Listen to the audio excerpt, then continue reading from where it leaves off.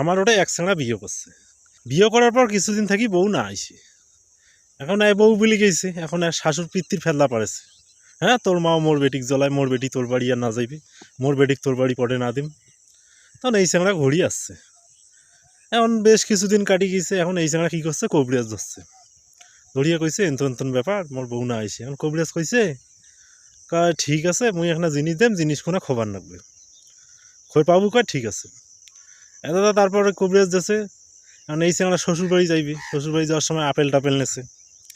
মনে করেন যে একটা আপেলও ইঞ্জেকশনের সুচ দিয়ে ওই জিনিসগুলো ঢুকিয়ে দিছে। বাদ বাকি আপেলের টোপলা নাকি ওর শ্বশুরবাড়ির দিছে, আর ওই আপেলটা ওর বউক দিছে। ধরতো ওই আপেলটা খাতো।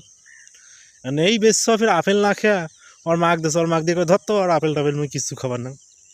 ওর মা ওই আপেলটা ঘাপাস হয়ে খাইছে। খাওয়ার পর এখন চেংড়া কইলে, আপেল কী করলু তুই? কয় আপেল মুই খাং নাই, মাক দিছো।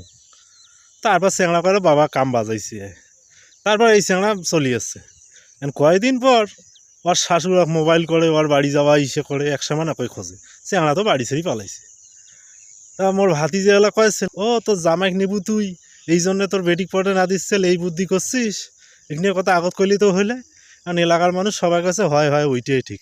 ঠিকই ওর জামাইক পছন্দ করছে, ওর জামাইক বিয়ে করবে, এই আঞ্জা দিয়ে ওর বেটিক দিয়ে ভঙ্গিমা শুরু করছে। দেখছেন আলা কী থাকি কী হয়ে গেল ভাইয়া।